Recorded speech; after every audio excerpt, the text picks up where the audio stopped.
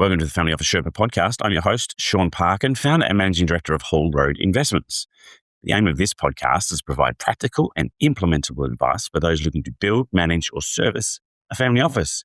This is not, however, investment advice, so please check the disclaimer in the show notes. And for anyone interested in what the Whole Road platform looks like, including services, fees, and engagement types, please reach out at Shaun, so it's SHAUN, at wholeroad.com.au, or just give me a ping on LinkedIn. In this episode, I'm going to go through practical tools versus theory and why real problems build better frameworks. This is the Family Office Sherpa.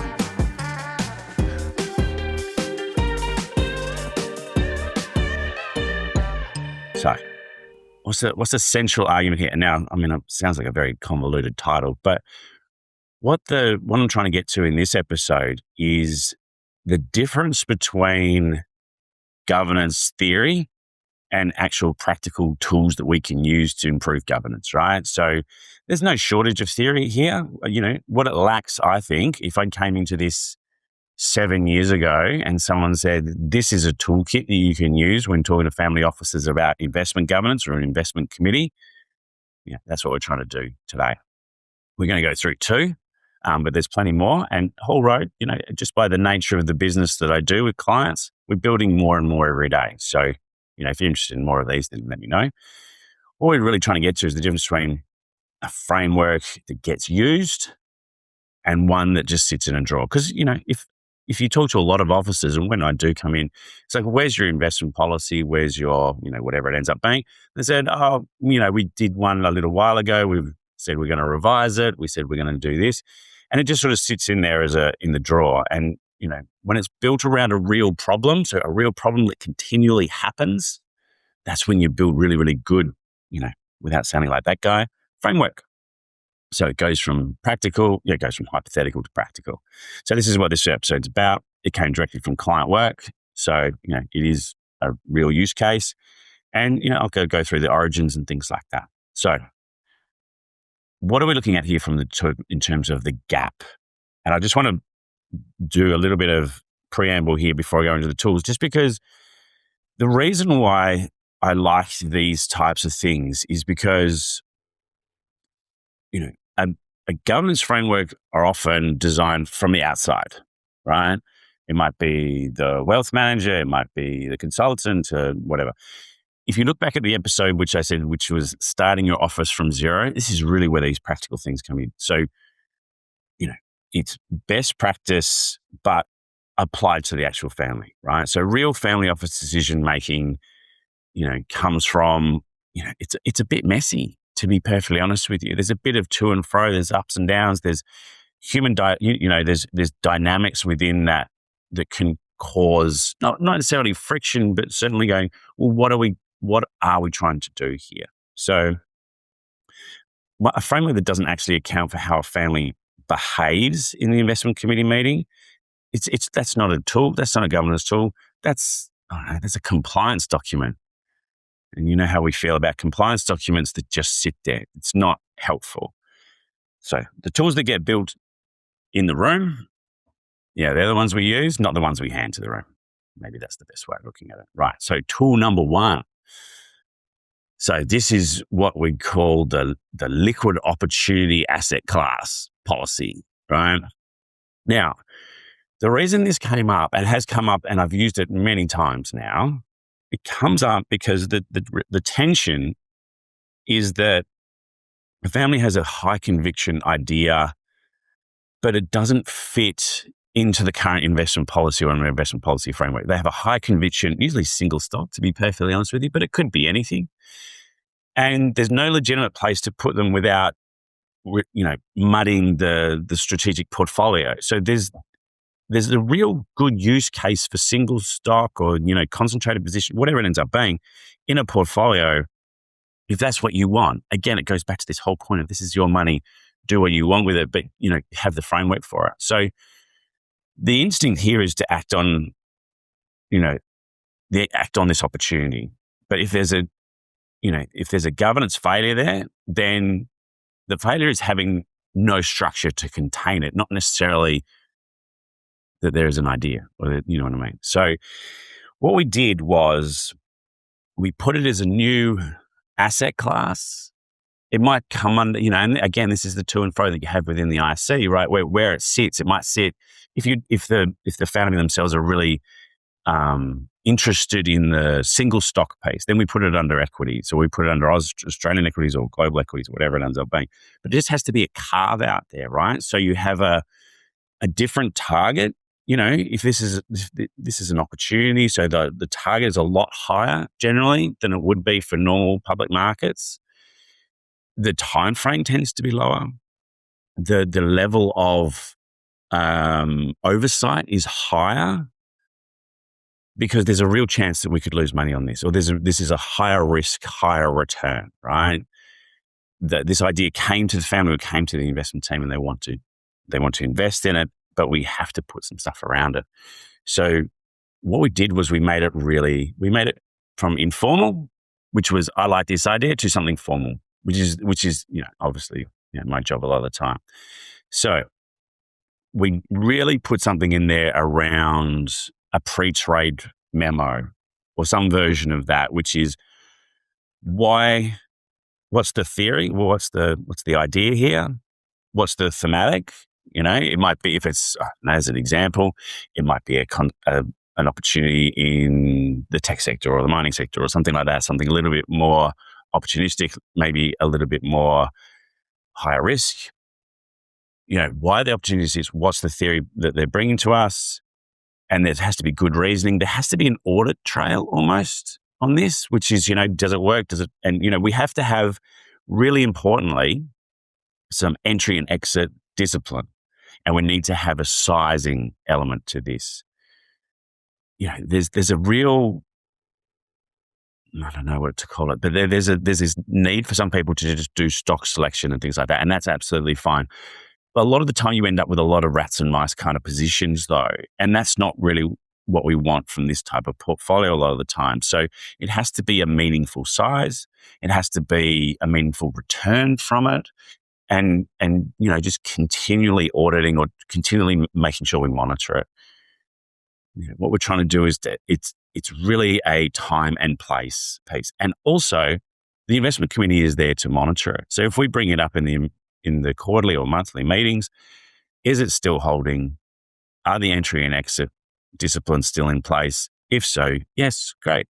But, having that discipline, having that, just adding that to the investment policy, it gives you flexibility to do things, cool, interesting things, which is what we like about family offices, but it puts some rigor around it. What's the purpose of this? What's the theory? Does it still hold? If it doesn't hold, why not? And should we exit? All these sort of good things, right? So every parameter has a story, and that's what makes it a working document. And this is going from theory to practical, and this comes up a lot. So if you're interested in this, this asset class, just let me know and I can send it through to you. Tool number 2, this is one of my favorites, which is the new investment review template. Now, it sounds super bureaucratic, and I can, if you're listening to this and you're in the investment team, or you're a family member and you're like, just adding compliance and things like that to what is our corpus. And I get that, but a new investment review template, and I think everyone's kind of seen one, right? It's such a good tool for people to be able to bring new ideas, and for us as the investment committee to, understand these new ideas, but with some continuous rigor and some purpose behind it, right? It started as a consistency problem a lot of the time. So someone would meet a manager, or the investment team would come to us, and it's really, a lot of the time, this is a really practical document. It's not a deep dive into the investment philosophy and things like that. What it is, it really does strike sort of 3 or 4 main points, which is, what is it? What asset class is it? What's our current weighting in those asset classes? What's the meaningful sort of thesis behind it? What's it going to do to this asset class for us? Is it going to add diversification? Is it going to, add, going into the cycle that they believe is the right one? really, I'm a cascade. I'm the after investment or the pre-investment person. So I want to know who they are because I want to know who they are, and I can reach out to them, or I can talk to other families around if they're investing with them. I want to know, what the structure of the fund or the structure of the investment looks like. Is it a lockup fund? Is it an evergreen or something like that? Or is it, public markets, some version of that. And then I can dig into the underlying structure of it. All these sorts of things. And this comes from the conversation inside the investment committee or with the family member that's investing or the investment manager, which is just to really go, what is this going to do to our portfolio? What's the reasoning? And like the concentrated single position or the liquid opportunity asset class, it just creates this mindset of I have to put some not necessarily they're not putting thought into it, but I have to put something down on paper that says this is the reason why I think this should be in the portfolio. And then we talk about investment size and stuff like that. But again, I'm not getting in the way of good investment management here or good advice. All I'm looking for is reasoning. Does it match the asset class? In the investment policy, you always have that thing which says, this is the asset class. Why do we have it?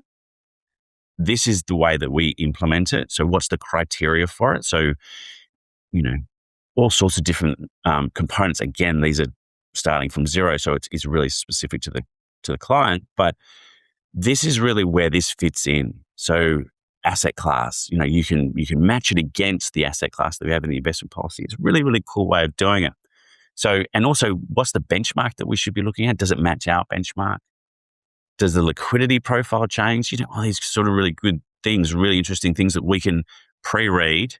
They can bring to the investment committee. We're not often not a voting investment committee. We're just there to make sure that we understand what they're trying to do. The document itself doesn't make the decision.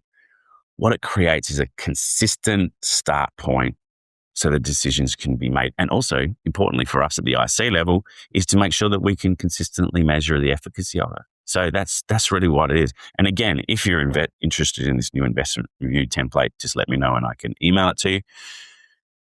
There's two really nice practical tools. And the reason why I wanted to go through those two is because, they come up a lot and they're consistently used. But these are the sort of things that if you go into an investment committee or you're part of that governance structure or whatever it is, have a think about something that keeps coming up that you don't have within the framework that you have that needs it. And then you start to think, well, where can we get consistency here? That's all it is. So why does it matter? Neither tool would exist really if the starting point hadn't been what does good look like? What does best practice look like? And it only exists because we sat in the room, we saw something wasn't working, and then the tool is a response to that. And that's what it is. It's a practical tool to respond. The best governance infrastructure is almost always reverse engineered from real problems. And I want that to be like a really big part. You've got a problem that consistently comes up, reverse engineer that back to see how you can create something that provides some rigor without taking all the fun out of it, without taking all the, the ability to take opportunities and things like that. Or what it does, it creates a safe space for those opportunities, but also it creates a place for us to be able to measure them. So what I close with, the measure of a good governance tool isn't what it looks like on paper. It's whether someone actually reaches for it when a decision needs to be made. And that's the real test. The test only gets passed by tools built to close the problem. That's it. Now, Whole Road and we continue to build these tools. Every investment committee as part of the Whole Road platform, a big part of that is me sitting on investment committees. But also a big part of that is being able to lean on past experience. So when I see something, I say, that's happened before. And that's what the Whole Road platform really is about. People plugging into those kind of, what does good look like? What's the good infrastructure look like? What does good governance look like? And that's what you get access to. So I'll leave you with that. Hopefully it was interesting. I love practical stuff. Like I said, if you're interested, just give me a ping on LinkedIn or email me and I can send through some of those details. If you're enjoying the podcast, please ding the alert bell. It always helps. So you'll receive notification when the next one comes out. Please visit the Sherpa website, thefamilyofficesherpa.com or wholeroad.com.au if you want to get on the newsletter. It's been going for 7 years now. and it seems to be true. So, till next time, thanks for listening.